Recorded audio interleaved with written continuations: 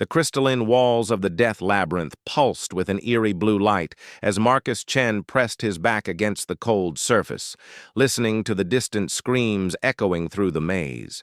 Another contestant had fallen to the traps.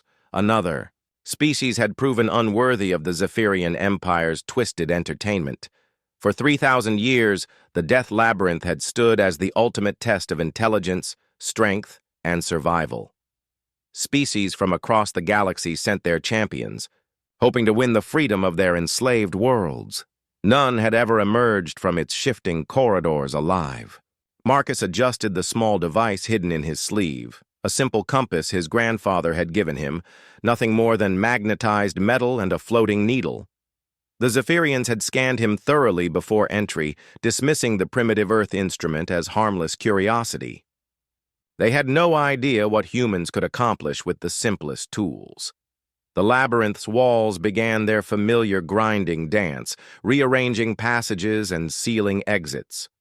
Marcus had been inside for 6 hours now, watching the maze transform itself, dozens of times. The other contestants, a towering Krillian warrior, a shape-shifting Valdorian, and a telepathic Nexari, had all possessed abilities far beyond human capacity. Yet one by one, their anguished cries had marked their doom. A low rumble signaled another reconfiguration beginning. Marcus quickly glanced at his compass, noting the needle's direction before tucking it away. As the walls settled into their new arrangement, he smiled grimly. The Zephyrians had made one crucial error in their labyrinth's design. Every trap, every shifting wall, every deadly mechanism operated on electromagnetic principles. The maze's power source generated a massive magnetic field that permeated the entire structure. While other species relied on their enhanced senses, psychic abilities, or brute force, Marcus had something far more valuable, understanding of basic physics that his captors had overlooked. He moved confidently through a corridor that moments before had been a solid wall, his compass guiding him toward the maze's magnetic center.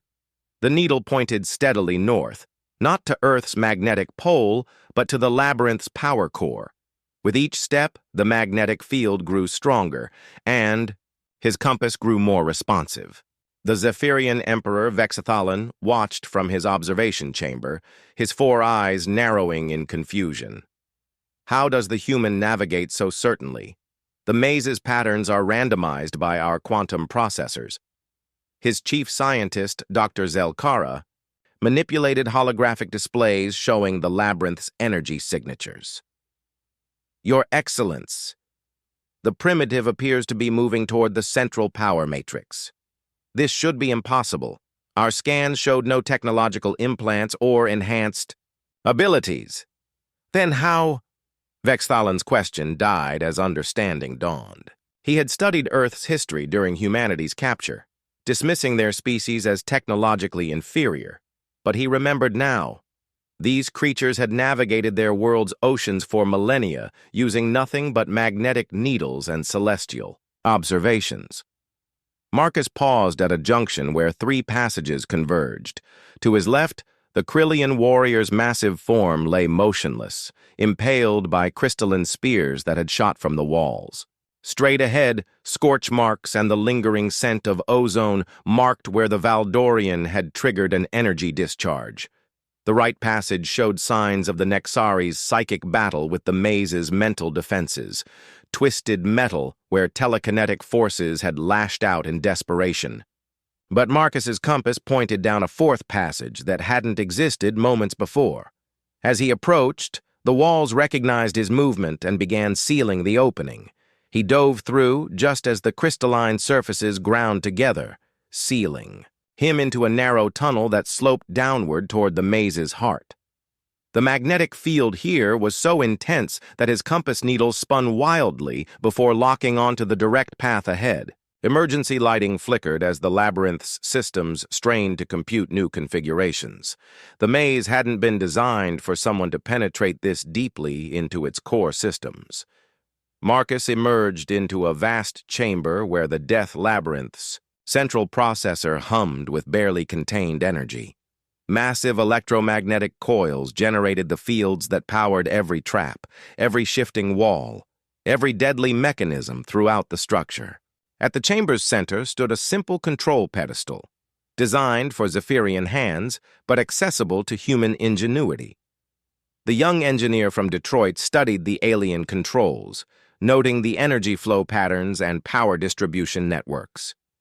His grandfather's compass had brought him this far, but now he needed a different kind of Earth knowledge. He thought of the blackouts during his childhood summers, when power grid failures cascaded across entire regions.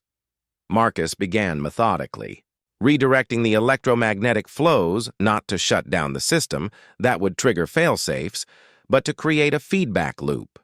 The magnetic fields that powered the Labyrinth's traps began resonating, building toward harmonic frequency. Within minutes, the entire structure would vibrate itself apart. In the observation chamber, alarms screamed as energy readings spiked beyond safe parameters. "Stop him!" Vexathalan commanded, but it was too late. The death labyrinth, unconquerable for 3 millennia, began tearing itself apart from within. Marcus ran through collapsing corridors as walls crumbled and traps fired randomly. But his compass still worked, still pointed him toward magnetic north, now leading him to the exit as the power core's destruction reversed the field polarity. He burst through the labyrinth's main entrance just as the entire structure collapsed. In a shower of crystalline debris and electromagnetic discharge, the arena fell silent. Hundreds of thousands of spectators from across the Zephyrian Empire stared in shock at the human standing calmly in the ruins, brushing dust from his clothing and checking his grandfather's compass one final time. Emperor Vexthalan's voice echoed across the arena, heavy with defeat. "The Death Labyrinth is conquered. The terms of challenge are met. All enslaved worlds under human protection are hereby free." Marcus pocketed the simple compass and looked up at the Emperor's box. "Sometimes," he called out, his voice carrying clearly in the stunned silence, "the old ways work best. We humans learned long ago that you don't always need the fanciest technology to find your way home." As liberation ships descended toward Earth and 1,000 other worlds, Marcus Chen smiled and headed toward his own journey back to Detroit, where a simple magnetic compass had just toppled an empire that had forgotten the power of human ingenuity.